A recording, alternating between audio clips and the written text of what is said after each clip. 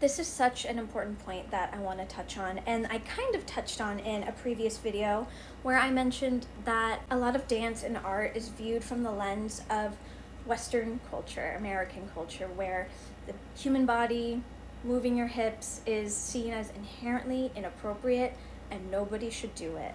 It's also important to note that jazz dance, right, which is what a lot of us, say we go take jazz class, has roots in African dance from the Africans who were enslaved and brought here forcibly.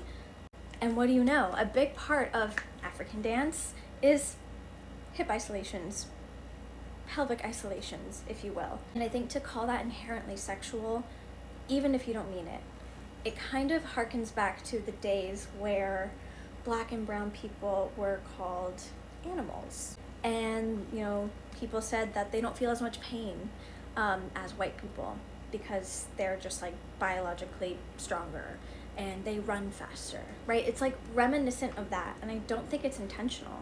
It's just something to think about, especially when we're talking about jazz dance, which would not be here if it were not for the African enslaved people that were brought to the US. It's so important to acknowledge those roots, and pelvic isolations are part of that dance style.